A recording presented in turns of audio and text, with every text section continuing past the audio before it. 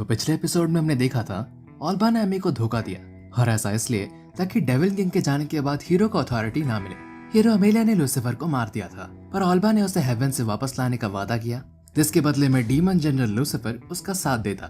Lucifer साडाओ को अपने magic laser से घायल कर देता है, लेकिन साडाओ किसी तरह पास के स्टेशन में टेलीपोर्ट हो जाता है। पर लूसीफर फिर भी उसे ढूंढ निकालता है और साडाओ के शरीर के बीच में छेद कर देता है, जिसके बाद वो आसपास के सारे लोगों को मारने वाला होता है। आसपास के सभी लोगों के डर को सूंघकर साडाओ को अपना डेविल फॉर्म वापस मिल जाता है, जिसके बाद वो ब्रिज को गिरने से रोक देता है, लूसीफर को हरा देता है और साथ ही ऑल्बा को भी। एमिलिया के दोस्त एमेराल्डा और आल्बर्ट भी वहां पहुंच जाते हैं और बताते हैं कि इसमें सिर्फ ऑल्बा नहीं बल्कि पूरा चर्च शामिल था। इसके बाद साडाओ अपने मैजिक से सब कुछ पहले जैसा कर देता है और इस तरह हुई थी हमारे एपिसोड 5 की हैप्पी एंडिंग। अब हम इस वीडियो में कवर करेंगे एपिसोड 6। चलिए शुरू करते हैं। तो एपिसोड की शुरुआत में हम देखते हैं साडाओ एकदम बेरहमी से कहता है, आग के लपटों के सामने बेबस होना कैसा लगता है, मैं तुम्हारी हड्डियां चबा जाऊंगा। चलो इस दावत को शुरू करते हैं। लेकिन फिर हमें पता चलता है कि साडाओ किसी को धमका नहीं रहा बल्कि रेस्टोरेंट पर अपने खाने से बात कर रहा है। अल्चेल साडाओ को धीरे बोलने को कहता है ताकि लोग डिस्टर्ब ना हो, जिसके बाद सीन चेंज होता है और हमें पता लगता है कि लूसीफर भी अब इन दोनों के साथ रहने लगा है और इसे कंप्यूटर चलाना बहुत अच्छी तरह से आता है। अल्चेल कहता है कि वो हमारे बजट की बैंड बजा रहा है, हमें कुछ करना चाहिए सर। इसके बाद सीन शिफ्ट होता है और हमें एंटेस्ला में काउंसिल मीटिंग दिखाई जाती है, जहाँ फादर रॉबर्टियो एक लड़की से पूछते हैं, क्या तुमने कहा ऑल्बा गायब हो गया? और फिर उसके सामने रोब में खड़ी लड़की जवाब देती है, हाँ। और ऐसा लगता है कि हीरो अमीलिया अब भी दूसरी दुनिया में जिंदा है। और बस इतना ही नहीं, शायद से डेविल भी वहीं पर है। फादर कहता है, एक मिनट, क्या डेविल अब भी जिंदा है? ऑल्बा ने तो बताया था कि डेविल कैसल की भयानक लड़ाई में वो बेटर हाफ के साथ ही नष्ट हो गया था। वो लड़की जवाब देती है, एक सीधा झूठ। मेरा मानना है कि एमेराल्डा और आल्बर्ट को पकड़ने के पीछे ऑल्बा का भी हाथ था। हमने कंफर्म कर लिया है कि वो दोनों होली सेंट एम्पायर में वापस आ चुके हैं और वो लोगों को अमीलिया के जीवित होने और ऑल्बा के धोखा देने के बारे में बता रहे हैं। इसे सुनकर फादर चौंक जाते हैं और कहते हैं, धोखा? एक हाई प्रीस्ट ने धोखा दिया? उनके साथी उन्हें शांत करने की कोशिश करते हैं। उसके साथ ही कहते हैं, एकदम से ऐसे चौंकाने वाले रिपोर्ट्स यहाँ मत दिया करो। वो लड़की कहती है, पर ये सच है। फादर कहते हैं, हम इसे नज़रअंदाज नहीं कर सकते। क्या प्रभाव पड़ेगा अगर सेंट आयर की कोर्ट ने एमिलिया को जीवित मान लिया? चर्च के एमिलिया की मौत घोषित करने के कारण ये उसका एकदम उल्टा हुआ। जिसके बाद वो लड़की पूछती है, तो अब हम क्या करेंगे फादर?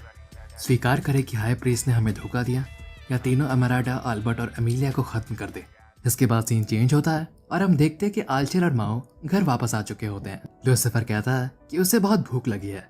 आल्चेल जवाब देता है कि सर का सही तरह से स्वागत करो, उनकी दया के बिना तुम अभी बेघर होते। साडाओ कहता है, फिक्र मत करो, हम तुम्हारे लिए प्रेजेंट लाए हैं। जिसका लूसीफर जवाब देता है, क्या तुम लोग बाहर खाने गए थे और मुझे एक घटिया सा पोक बॉल खाने को मिलेगा?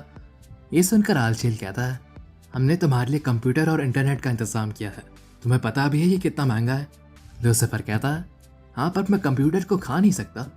जिसके बाद आल्चेल कहता है, हाँ तो चुपचाप अपना काम करो और सर सेटन के लिए मैजिक इकट्ठा करने का तरीका ढूंढो, और अगर तुम कामयाब रहे तो शायद हम अगली बार तुम्हें लार्ज पोक बोल या शायद जंबो लाए। इसके बाद साडाओ लूसीफर से पूछता है, क्या तुम सच में इस कंप्यूटर वाली चीज़ों में अच्छे हो? मुझे तो उसमें कुछ भी समझ नहीं आता। लूसीफर जवाब देता है, अगर तुम्हें यकीन नहीं होता तो मैं तुम्हें दिखाता हूँ कि मैं इससे क्या क्या कर सकता हूँ। वीडियो में आगे बढ़ने से पहले let's talk about our sponsor. This video sponsored by Bilibili comics.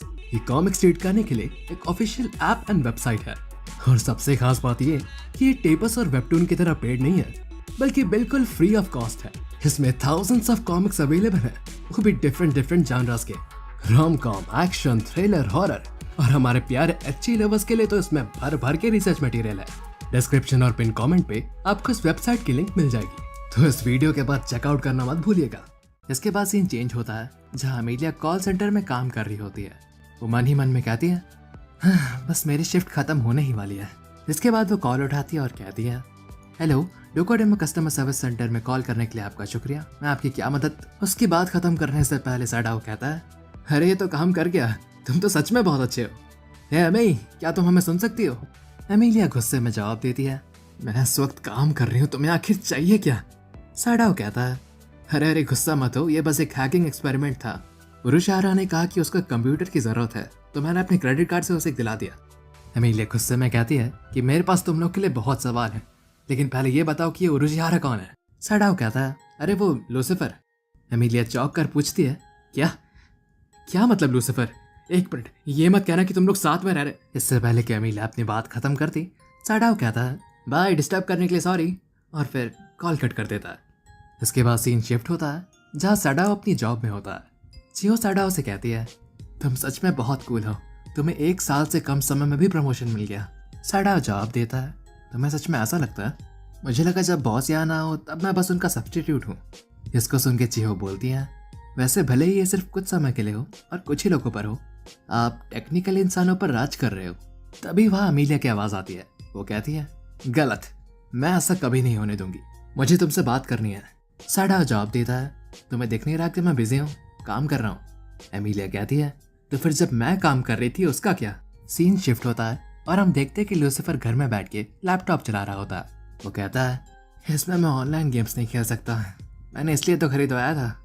उसी समय उसकी नजर एक वेब सर्च पे जाती है जिसको देखकर वो मुस्कुराने लगता है। सीन दोबारा बदलता है जहाँ आलचिल बुक पढ़ते हुए खुद से कहता है, कापेडोशिया, ये किसी ऐसे लोअर डीमन का घर तो नहीं लगता जो पृथ्वी पे गिरा हो। इसके बाद उसे लेटर बॉक्स में मकान मालकिन का भेजा हुआ लेटर मिलता है। सीन एमिलिया और साडाओ की तरफ शिफ्ट होता है जहाँ एमिलिया पूछती है कि आखिर उसने कॉल क्यों किया था। साडाओ जवाब देता है कि वो मैंने नहीं, वो कॉल उर्शियारा ने लगाई थी और मैं उसका हमारे साथ इसलिए रहने दे रहा हूँ क्योंकि उसके पास और कोई जगह नहीं है। वैसे भी जब तक मुझे मैजिक इकट्ठा करने का जरिया नहीं मिलता मैं वापस नहीं जा सकता। एमिलिया कहती है कि वो जा सकती है क्योंकि उसे अपनी एनर्जी रिचार्ज करने के लिए कोई जरिया ढूंढने की जरूरत नहीं। साडाओ कहता है, तो जाओ ना वापस, मेरा दिमाग क्यों खा रही हो? एमिलिया जवाब देती है कि जब तक डेविल किंग इस दुनिया में है वो नजर रखेगी। इसके बाद सीन चेंज होता है और साडाओ घर पहुंचता है। पहुंचते ही उसे लूसीफर जमीन पे बेहोश पड़ा मिलता है। साडाओ तुरंत उसके पास जाता है और पूछता है, तुम्हारे साथ ऐसा किसने किया? अल्चिल टॉयलेट से बाहर देखते हुए कहता है, सर उस फोटो को मत देखिएगा। जिसके बाद हमें पता चलता है कि उन दोनों की ऐसी हालत मकान मालकिन को बिकने में देखने के कारण हुई। साडाओ कहता है, खैर वो सब छोड़ो, तुम्हें मैजिक रिकवर करने का कोई रास्ता मिला? वो बताता है कि एक स्कूल में एक पुराना बंद कमरा है, वहाँ एक डीमन हो सकता है। साडाओ और आलचिल स्कूल पहुंचते हैं और सोचते हैं कि ऐसे स्कूल में हम भला घुसेंगे कैसे।